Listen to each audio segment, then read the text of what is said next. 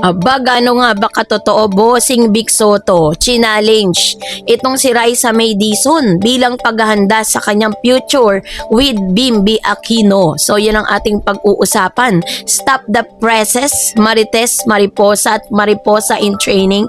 Magsiupo muna kayo kasi kung akala nyo ay puro kiligan, TikTok edits at papol moments lang ang hatid ng maybe dynamic sa Itbulaga, nagkakamali kayo. Dahil ngayong araw, lumagpas tayo sa rom-com trope at pumasok tayo sa academic glow-up and future-proofing era, ang ating paboritong young icon. Naganap ang isang napaka-heartwarming at napaka-informative at syempre, napaka-spicy na moment nang i-challenge mismo ng pambansang bossing na si Big Soto ang ating munting reyna na si Raisa May Dizon patungkol sa paghahanda nito para sa kanyang future with Bimbi Aquino. So, yan ang ating pag-uusapan maya-maya lang. But before that, if you haven't subscribed yet to my YouTube channel, please don't forget to like, share, and subscribe at i-hit mo na rin ang notification bell for more showbiz updates. Eto na ang eksena. Eto ang ultra comprehensive and highly engaging at deep dive analysis sa makasaysayang eksenang ito mula sa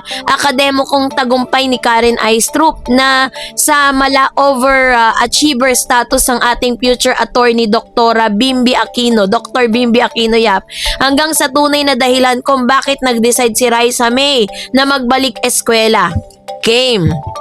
Eto ng eksena, yung kwentong laman ng class hour ni Bossing Big Soto. I-set muna natin ang kwento para sa mga hindi agad nakapanood ng live TV broadcast. Habang nasa kalagitnaan ng segment ang buong giting at pagmamalaking binati ng Davercad sa pangunguna ni Bossing Big Soto, ang tinaguriang millennial and Gen Z vocal powerhouse na si Karen Aistrup. Si Karen fresh from graduating grade 12 senior high school at formal lang papasok sa college.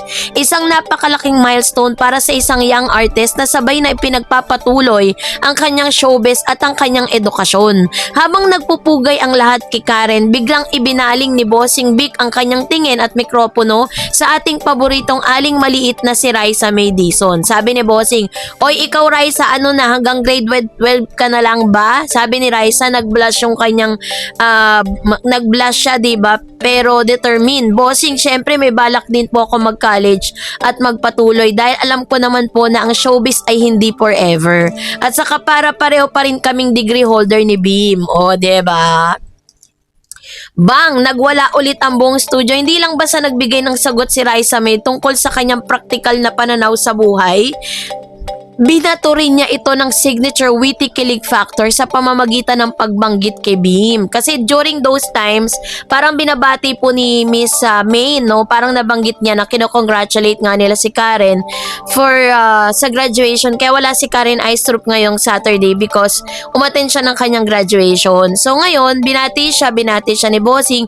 Tinanong ni Bossing si Karen kung anong course ang kukunin niya sa college. Sinabi ni Karen, tapos ito naman si Bim tinanong din ni Bossing kung ano yung niya kukunin niyang course, no. Sinabi ni Bim na parang magdo-double degree nga siya. It's magdo-doctor and lawyer pag kinaya, sabi niya. And then bumaling naman yung paningin niya dito kay Raisa May. And syempre, alam naman ni Bossing at baby niya kasi si Raisa at gusto niya na kung ano man yung narating ni Karen Aistrup ngayon, 'di ba? Na parang kaya niyang pagsabayin yung showbiz at pag-aaral.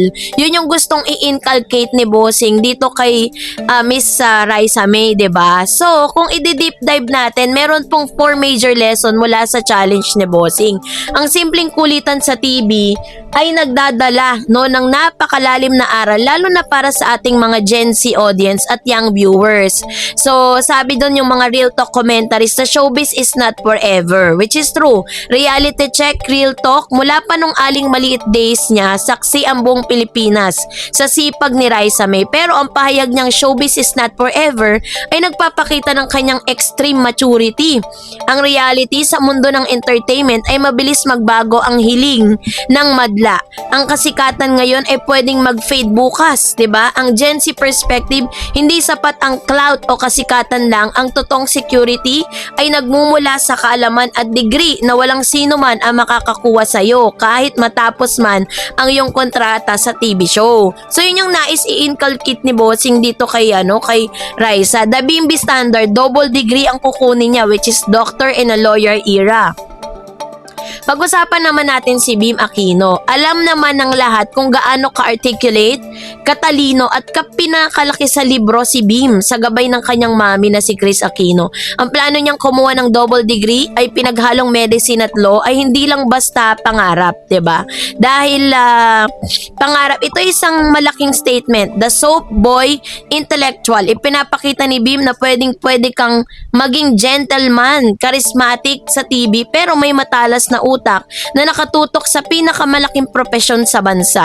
So, siya po ay magsisilbing very inspiring sa mga youth. Kapag ang isang katulad ni Bimbi nagpakita ng mataas na ambisyon sa pag-aaral, nahawa ang kanyang peers at viewers na magsumikap din sa eskwela, 'di ba? So, dahil dito, the peer influence done right. Si Karen bilang catalyst, kadalasan sa showbiz nagkakaroon ng hindi malusog na kompetisyon pero sa Itbulaga baligtad ng nangyari.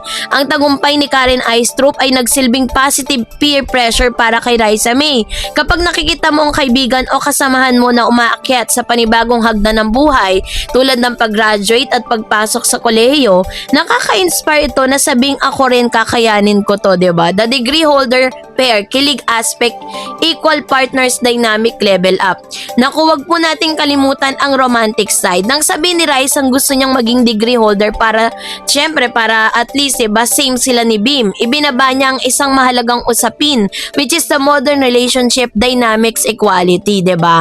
Yung sa modernong panahon ng pag-ibig, hindi na kasi uso yung isa lang yung umuunlad. Ang tunay na relationship goals ng Gen Z ay ang maging power couple, magkasama sa tagumpay, magkasama sa pag-aaral at parehong may hawak na sariling diploma. So, pagkatapos ng segment, nagpasabog na naman ito ng komento mula sa social media platform at naritong ilan sa mga saloobin ng netizen. Sabi ni number 1, sabi niya, di kayo ng educated couple. Paborito ng TikToker ang linyahan ni Raisa. Ginawan agad ito ng point of view. Videos kung saan ipinakita ang transition mula sa child star patungo sa future professionals. Tita Kris will definitely approve. Kilala si Kris Aquino sa pagiging napaka-strict, pagdating sa edukasyon ng kanyang mga anak. Tuwang-tuwa ang netizen dahil kung sakaling magkatotoo man ang suportahan ni Bim at Raisa, alam ng lahat na napakahalaga ng pamilya Aquino pagkaroon ng magandang edukasyon. So, pinarangalan din ng netizen si Karen Aistrup sa pagiging isang magandang ehemplo sa kabataan na pwedeng ibalanse ang talent, kantahan at pag-aaral ng sabay. So, sa huli, sa palitan ng salita sa pagitan ni Bossing Vic Soto at Raisa May, kasamang inspirasyon mula kay Karen Aistrup at Bimbi Aquino Yap, ay git pa itong noontime show na Aliw, 'di ba? Ito yung pampublikong paalala sa buong kabataang Pilipino. Ang ganda at kasikatan ay lilipas pero ang edukasyon ay panghabang buhay. Pwede mo pagsabihin ang iyong mga pangarap at pagkakadalubhasa. Pinakamasarap na uri ng kilig ay yung pareho kayong naghihilaan pataas patungo sa inyong mga pangarap. Kaya naman, pabalik man sa eskwela si Raisa May, papasok man sa college si Karen, maghahanda man si Bim para sa kanyang doctor lawyer journey, isa lang ang sigurado, panalo ang kabataang Pinoy. And that's it for today. For more videos and updates, please don't forget to like and subscribe, and please don't forget to follow my Facebook page, Dar Eds TV and Dar Eds channel. God bless everyone.